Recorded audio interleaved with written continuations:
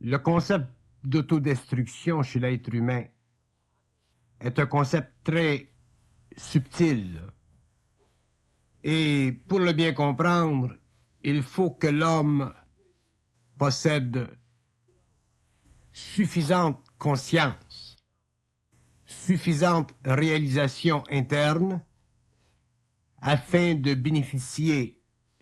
de la compréhension d'un principe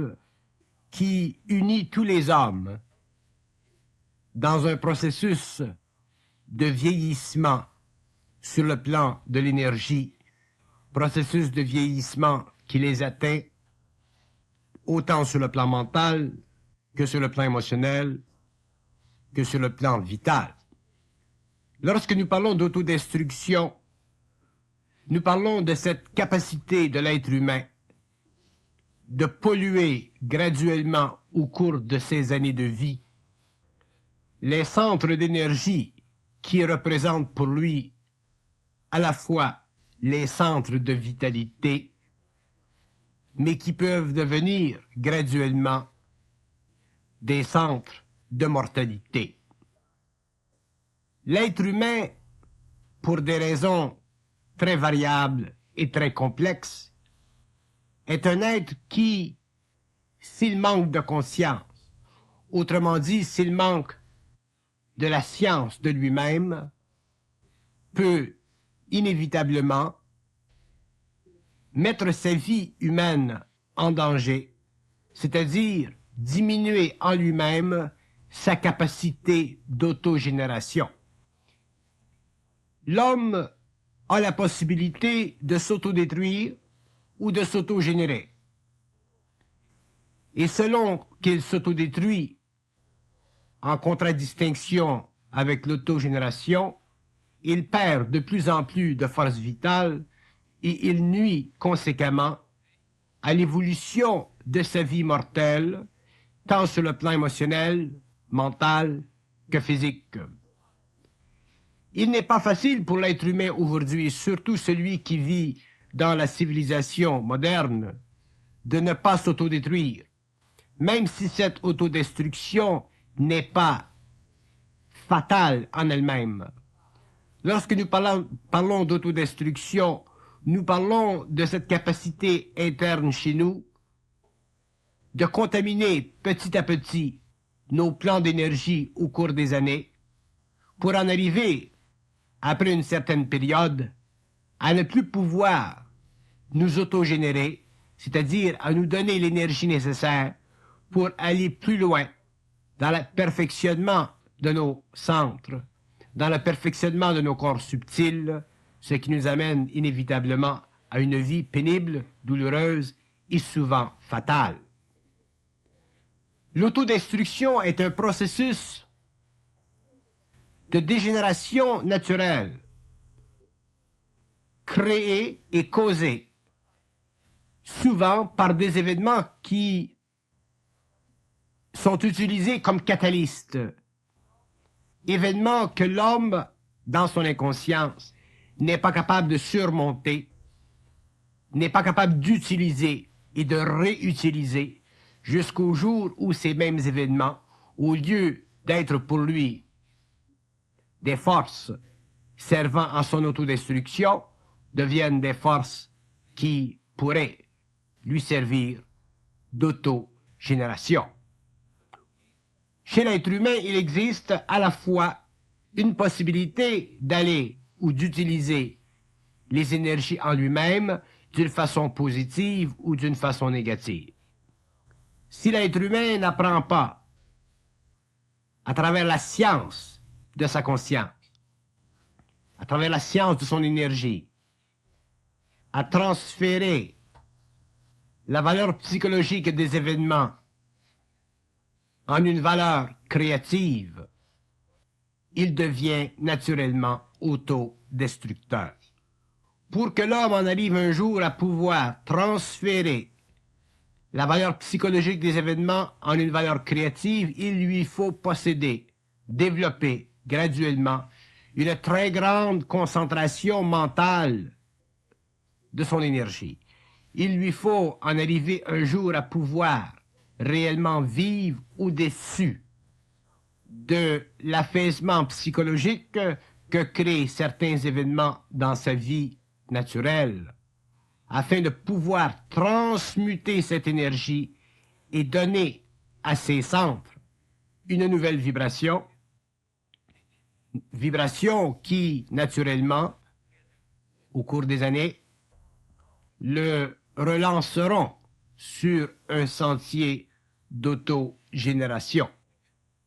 Mais avant que l'homme puisse s'autogénérer, il faut qu'il ait compris la mécanique de l'autodestruction. Avant qu'il puisse se donner des forces nouvelles à partir des événements ou du choc créé par des événements, soit sur le plan mental, sur le plan émotionnel ou sur le plan matériel, il faut que l'homme connaisse les lois de l'autodestruction. Et ces lois sont très simples. Chaque événement d'ordre mental, émotionnel ou vital qui frappe la conscience de l'homme est un événement qui sert à changer son taux vibratoire. Donc, chaque événement qui frappe la conscience de l'homme est un événement qui peut passer du stage purement psychologique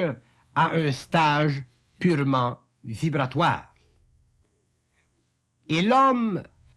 à cause de la nature de la vie, est un être plongé dans une systématique qui, naturellement, à tous les jours, le force à vivre et à supporter des événements qui, si ils sont vécus psychologiquement,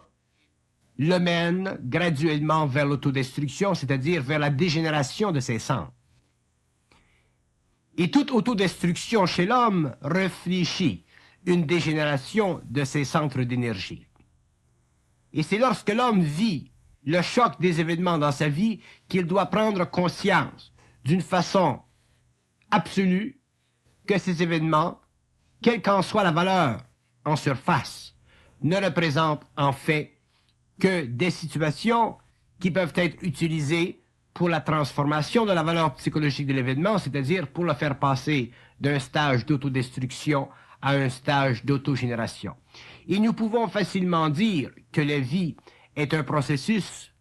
à l'intérieur duquel l'énergie de l'homme doit passer d'un stage d'autodestruction à un stage d'autogénération. Donc, nous pouvons dire que le passage de l'évolution à l'évolution est le passage de l'autodestruction de l'homme vers l'autogénération de l'être humain. Donc, nous pouvons facilement admettre, dire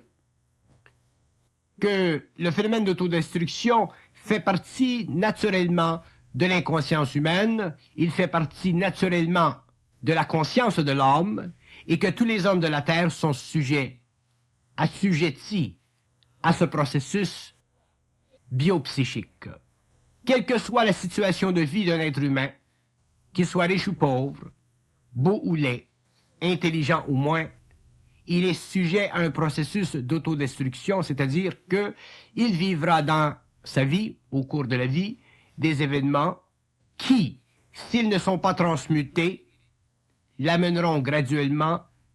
à perdre de la vitalité au niveau de ses centres. Pourquoi? Parce qu'il n'aura pas compris qu'un événement négatif dans la vie, que ce soit mental, émotionnel ou vital, est toujours une situation permettant à l'homme d'ajuster son taux vibratoire afin de devenir plus grand, plus fort, plus conscient. Mais ceci n'est possible que lorsque l'homme possède déjà un certain niveau de conscience suffisamment avancé pour lui permettre de transmuter le mal en bien,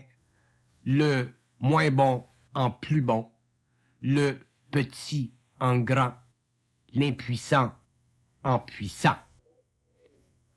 Donc, l'être humain de l'involution est un être qui est assujetti aux lois de l'autodestruction. Et l'état final du processus d'autodestruction, naturellement, c'est la mort du corps matériel, c'est la séparation de l'essence de l'homme avec la mémoire, c'est l'incapacité à la conscience de dépasser les frontières de la vie mortelle, c'est l'incapacité à la conscience de vivre de se rapporter à elle-même d'une façon continue. Donc, si nous regardons nos vies, nous voyons facilement que nous sommes obligés de subir un très grand nombre d'événements au cours de la journée, au cours de la semaine, au cours des années, qui ont tendance naturelle à nous forcer à vivre un processus d'autodestruction, c'est-à-dire non pas un processus à l'intérieur duquel nous nous autodétruisons, mais un processus à l'intérieur duquel l'autodestruction se situe, se place, parce que justement, nous n'avons pas de conscience suffisante pour changer le taux vibratoire créé par l'événement dans nos centres et amener ce taux vibratoire à une supériorité, c'est-à-dire à une conscience supérieure, conscience qui puisse donner à l'événement une valeur créative, une valeur positive, une valeur qui engendre encore plus de vie que nous n'en possédions auparavant. Donc, dans le dilemme de l'autodestruction et de l'autogénération, nous découvrons une sorte de polarité, c'est-à-dire une sorte de situation de limite où l'être humain est obligé soit de vivre graduellement, lentement ou rapidement la descente de sa vie, ou qu'il vive le contraire, graduellement et lentement, l'ascension de sa vie. Et la plupart des hommes de notre planète vivent la descente de la vie parce qu'ils ne sont pas capables de réussir un jour à prendre suffisamment conscience d'eux-mêmes pour posséder et développer une confiance totale dans leur capacité de transmuter, de changer à leur faveur la valeur psychologique des événements qui ont tendance naturelle à leur enlever de la force, à leur enlever de l'énergie et à les amener à un processus d'infériorisation ou de destruction ou de ralentissement de leur énergie. Mais pour que l'homme puisse réellement être convaincu que les événements de la vie en général, lorsqu'il est inconscient, sont des événements qui servent à la destruction de son être et à l'expérience de sa conscience anémique, il faut que l'homme en arrive un jour à pouvoir réussir à transmuter, c'est-à-dire à donner un élan nouveau à partir d'une situation ancienne. Lorsqu'un événement négatif frappe l'homme, il faut qu'il puisse un jour avoir la mesure d'avoir été capable de transmuter cet événement à une conscience, à une situation de vie qui, après l'événement, fut plus grande que celle qu'il connaissait auparavant. Et lorsque l'homme s'est habitué à conquérir l'événementiel, lorsqu'il s'est habitué à dépasser le processus autodestructeur infligé par les événements de vie, il commence graduellement à s'apercevoir que la gamme de tous les événements qui puissent infecter sa vie à cause de sa psychologie, à cause de son inconscience, sont des événements qui peuvent être utilisés dans une direction totalement opposée, direction qui puisse parfaitement le servir et lui donner accès à une dimension plus grande que lui-même. Mais il faut que l'être humain ait une conscience totale, c'est-à-dire une conscience absolument certaine que tout ce qui est négatif dans sa vie est en fait une situation qui lui est imposée par des conditions de force qui infligent à sa conscience humaine un test de résistance, c'est-à-dire un test servant à mesurer s'il peut aller plus loin dans son état de vie mortel qu'il ne l'est présentement, c'est-à-dire s'il peut récupérer ses forces et donner à sa conscience un taux vibratoire supérieur à celui qu'elle possédait avant l'abattement de certains événements dans sa vie mortelle.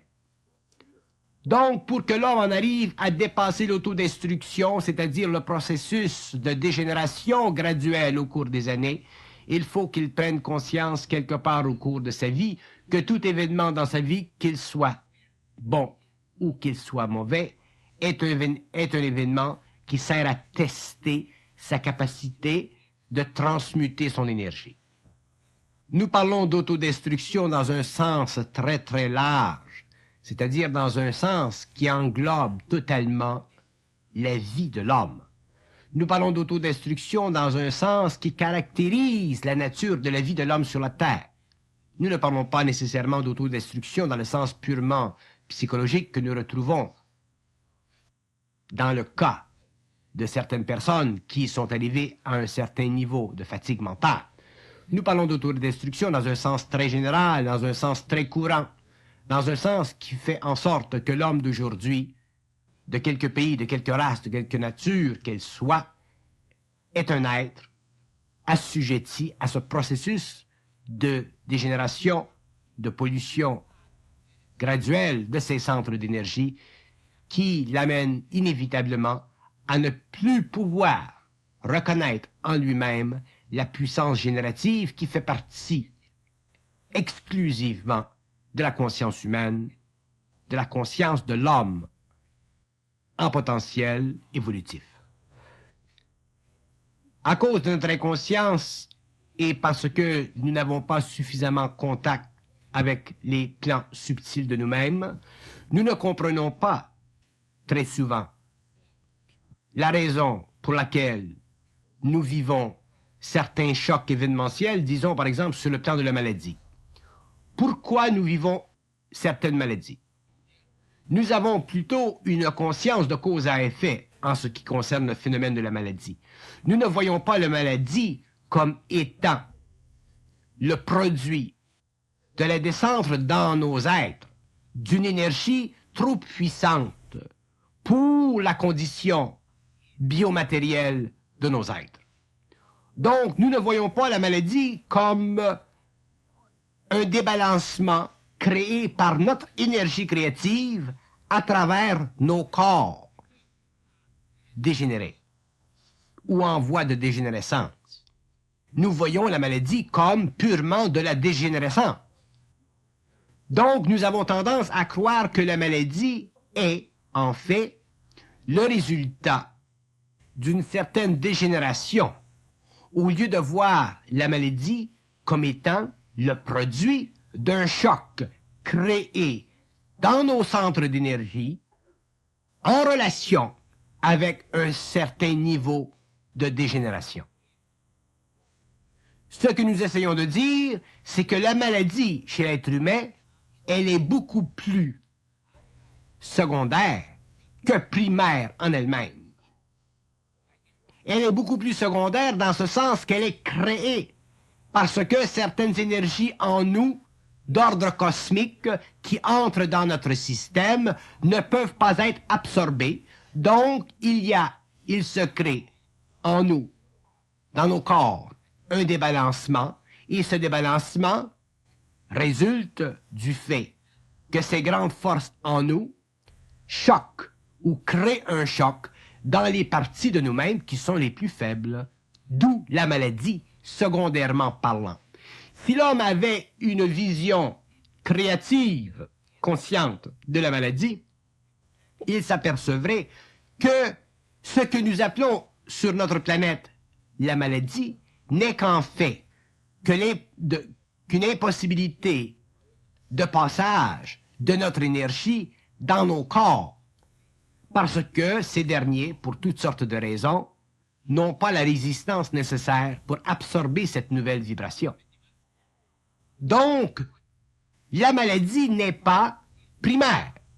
Elle est toujours, chez l'être humain, secondaire. Et lorsque l'homme aura suffisamment pris conscience de lui-même, il verra effectivement que la maladie, elle est secondaire, c'est-à-dire qu'elle est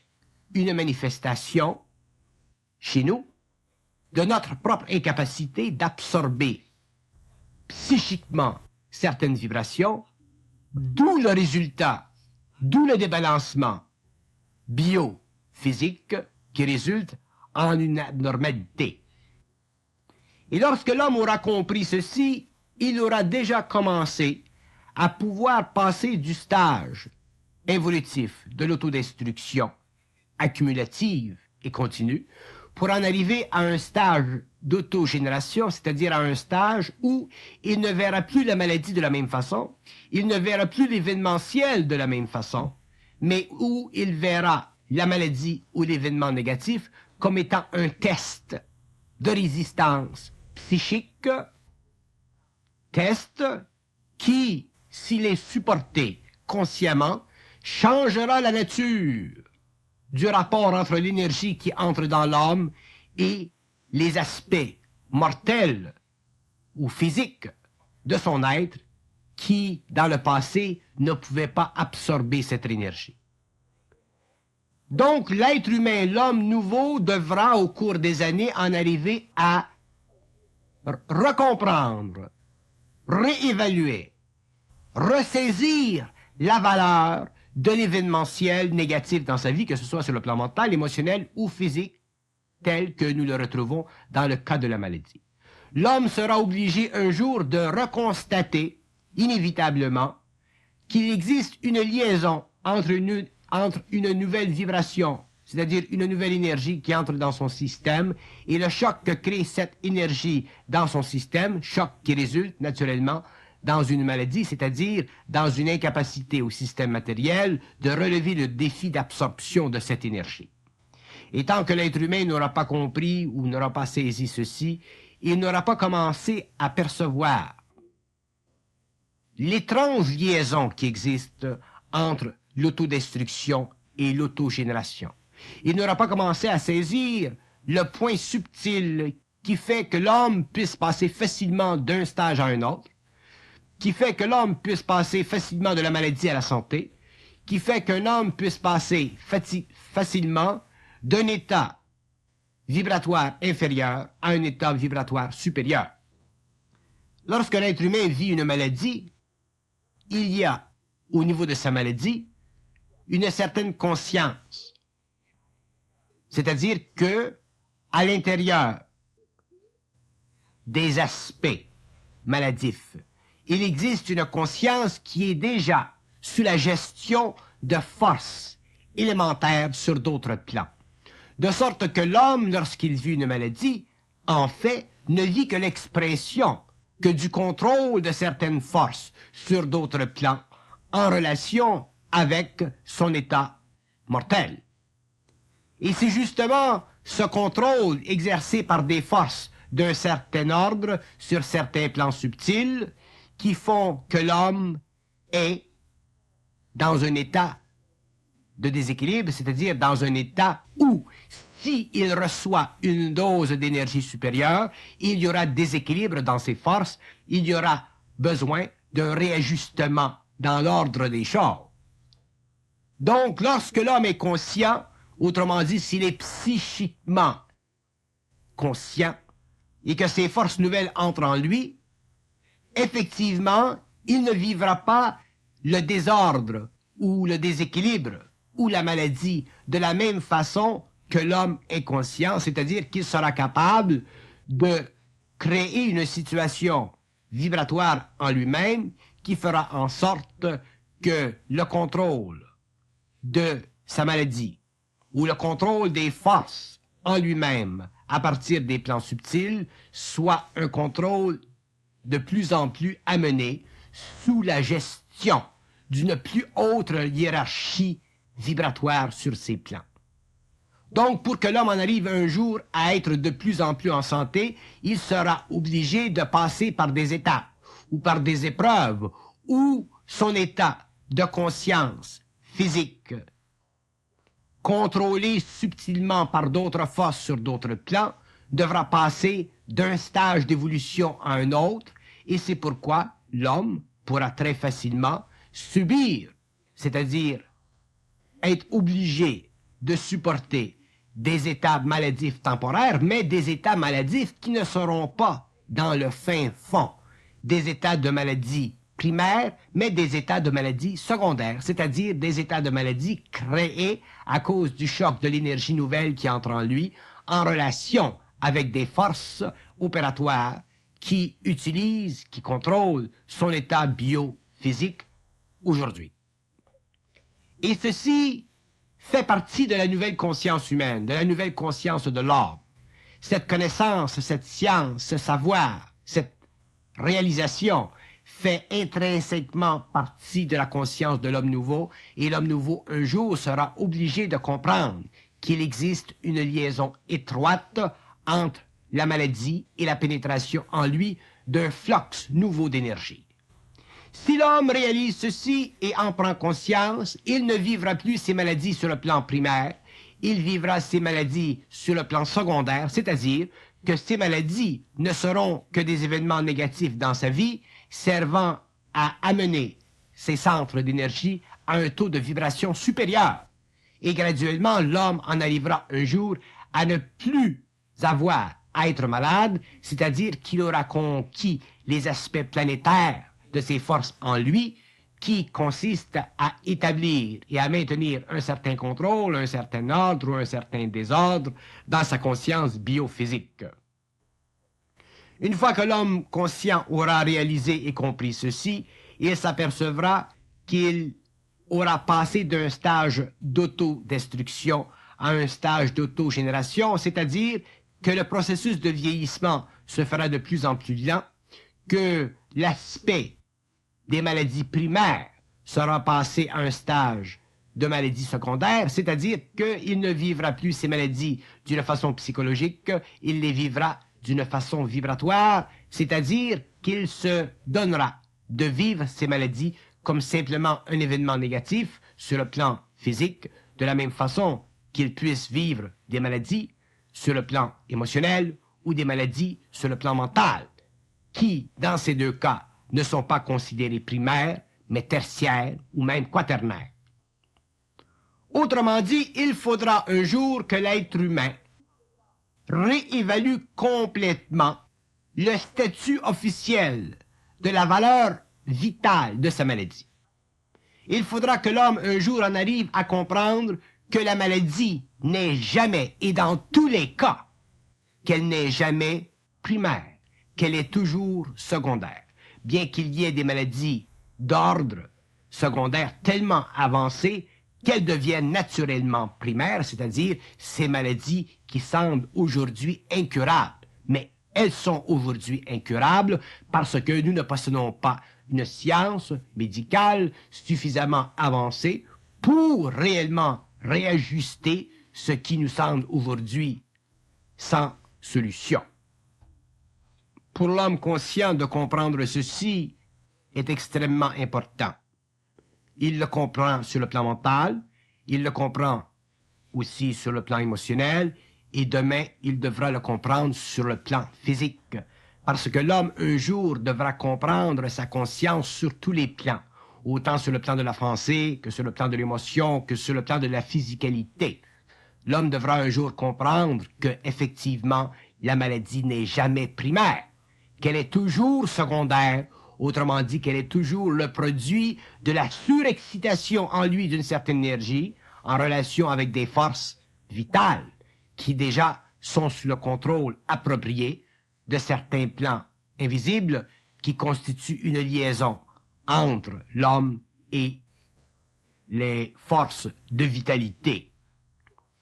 L'autodestruction pour l'homme conscient, la compréhension de l'autodestruction pour l'homme conscient, en relation avec l'autogénération, sera pour lui une très grande révélation parce que l'homme découvrira que la nature même de l'autodestruction est une nature qui fait déjà partie de l'ignorance de l'être humain. Que là où il y a ignorance, il y a naturellement autodestruction, il y a naturellement pollution, il y a naturellement dégénération des sens. Et que là où il s'installe de la conscience, de la science, l'homme passe graduellement du stage évolutif de l'autodestruction au stage évolutif de l'autogénération, c'est-à-dire qu'il commence lentement, très lentement, à prendre contrôle par lui-même du rapport qui doit exister entre son corps matériel et ses forces de vie créative, afin de pouvoir un jour contrôler les forces subtiles qui, dans le passé, avaient contrôlé son biologisme, avaient contrôlé ses forces vitales, parce que lui-même n'était pas suffisamment conscient pour en prendre la responsabilité. Donc, si nous parlons d'autodestruction, nous ne parlons pas d'autodestruction dans un sens purement psychologique. Nous parlons d'autodestruction dans un sens global, dans un sens presque universel, dans un sens d'entropie négative. Et tout événement qui vient dans la vie de l'homme est un phénomène d'autodestruction, c'est-à-dire que c'est un phénomène qui a tendance, naturellement, polluer les centres d'énergie de l'être humain. Et l'être humain doit comprendre ceci d'une façon parfaite. Il doit réaliser ceci d'une façon absolue et certaine. Il doit savoir ceci d'une façon qui est équivalente au niveau de conscience qu'il possède. Et tout être humain qui sait ceci, sait, réalise qu'il ne peut plus souffrir de maladies mentales, émotionnelles ou vitales qui soient d'ordre primaire, que tous les états affectifs de sa conscience sont des états secondaires, c'est-à-dire qu'ils viennent après le choc vibratoire de son énergie créative, qu'ils sont le résultat du choc vibratoire de son énergie négative, et qu'ils ne sont jamais le produit de l'activité naturelle de ces centres d'énergie à partir d'eux-mêmes, sans qu'il y ait liaison entre l'influx d'une énergie supérieure qui fait partie de l'essence de l'homme et sa structure biopsychique mortelle. Ceci est une grande clé, mais ce n'est pas une clé qui peut facilement être utilisée. Ce n'est pas une clé qui peut être facilement comprise. Ce n'est pas une clé qui peut être facilement transposée, donnée à une autre personne. Mais c'est une clé qui, effectivement, fait partie de la relation éternelle entre l'énergie créative et l'homme et le monde biopsychique de l'homme, c'est-à-dire entre le plan mental, émotionnel et vital de l'homme. Cette relation, elle est éternelle, c'est-à-dire qu'elle est sans fin, c'est-à-dire qu'elle est autogénérative et qu'elle ne peut être autogénérative que lorsque l'homme a cessé de vivre cette relation d'une façon décadente, c'est-à-dire en fonction de principes psychologiques qui ont tendance à donner à la maladie mentale, émotionnelle ou vitale la caractéristique d'être primaire, lorsque toujours elle est secondaire. Donc l'homme nouveau apprendra à revoir et à recomprendre et à ressaisir et à réaliser la différence qui existe entre une maladie primaire et une maladie secondaire. Une maladie primaire est toujours le produit d'un état psychologique. Une maladie secondaire est toujours le produit de l'activité de l'énergie créative de l'homme à travers ses centres sur le plan de sa physicalité en fonction d'une génération supérieure si lui-même est suffisamment conscient des lois de la vie. Si lui-même est suffisamment capable de dépasser la contagion psychologique que crée l'impression de la maladie primaire pour en arriver à ne vivre que de l'événementiel négatif afin de le traduire en un événement positif à travers la conscientisation de ses centres, c'est-à-dire à travers sa capacité d'absorber le choc que crée sa très grande énergie créative sur des plans inférieurs qui doivent être amenés à un plus haut taux de vibration pour que l'homme puisse finalement passer de l'involution à l'évolution, c'est-à-dire de l'autodestruction à l'autogénération.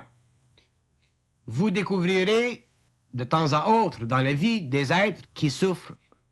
entre parenthèses, de maladies primaires dites incurables et qui, à cause de la puissance de leur mental, à cause de leur volonté, sont capables un jour de se libérer. Donc, si des êtres sont capables de se libérer de certaines maladies dites chroniques, dites fatales, parce qu'ils ont la sensation profonde de pouvoir se débarrasser de ces maladies, c'est parce que justement, ces maladies sont secondaires. Elles ne sont pas primaires. Donc, les êtres, inconsciemment, sans le réaliser, ont suffisamment de souffle pour pouvoir absorber le choc de leur propre énergie sur des plans inférieurs de leur conscience afin de se donner demain une garantie contre ces mêmes maladies ou contre un retour à cet état de vie animale. Mais l'homme conscient de demain,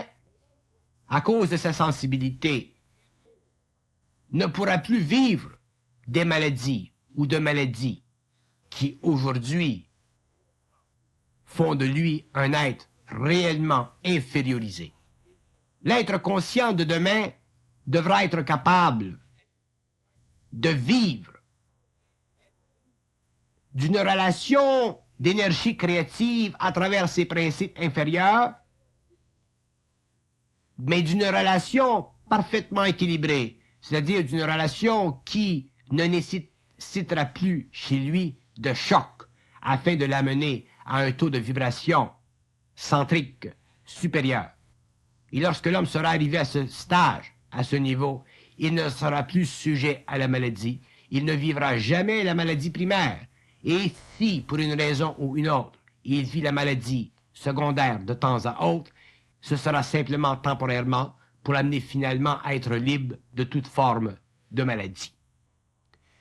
Donc, si nous parlons d'autodestruction, nous ne parlons pas simplement d'autodestruction sur le plan mental, sur le plan émotionnel. Nous voulons regarder le phénomène de l'autodestruction sur le plan physique, c'est-à-dire nous voulons amener, créer un rapport étroit entre ce qui, pour nous les hommes, semble inévitablement faisant partie de la vie mortelle de l'homme, et nous donner une vision finalement capable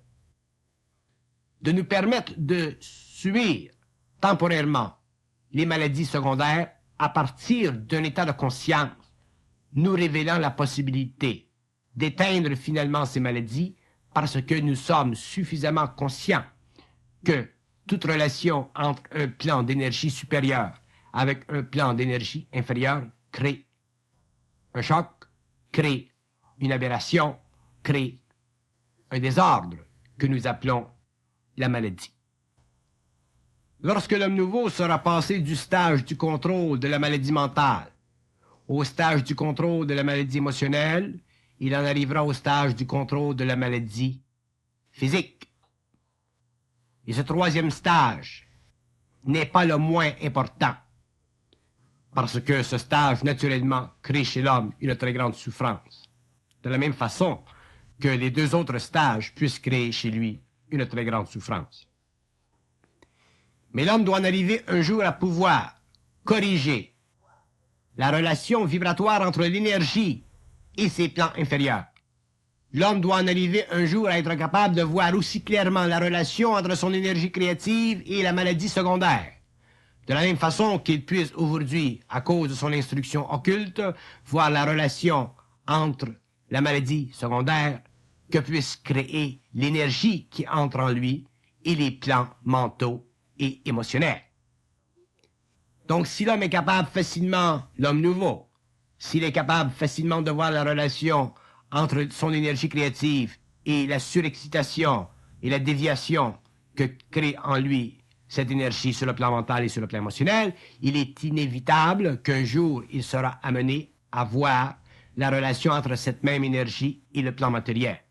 Et lorsque l'homme sera rendu à ce stage, il commencera finalement à entrer dans une sorte de vie qui sera beaucoup plus équilibrée au niveau de tous ses centres, c'est-à-dire une vie qui sera ou qui représentera pour lui une plus grande plénitude. Que l'homme soit bien mentalement, c'est une chose, qu'il soit bien émotivement, c'est une autre chose, mais il doit être aussi bien physiquement, parce que tous les plans de l'homme représentent un état de conscience. Tous les plans de l'homme l'invitent à un équilibre parfait, c'est-à-dire à une capacité de subir la pénétration, l'influx d'énergie créative à travers ses centres. Donc, si cette énergie entre dans le centre mental, l'homme doit être capable de l'absorber, d'où la connaissance, la science, le savoir. Si cette énergie rentre dans le centre émotionnel, l'homme doit être capable de l'absorber, d'où la stabilité, la compréhension, l'intuition profonde. Si l'énergie entre dans le centre, dans les centres physiques, l'homme doit être capable de l'absorber, mais à mesure qu'il absorbe, il doit réaliser que le choc qu'elle crée n'appartient pas, comme nous l'avons cru pendant l'évolution, à cette catégorie de maladies que nous appelions dans le temps primaire. Autrement dit, il y a toujours une relation entre le physique et le psychique.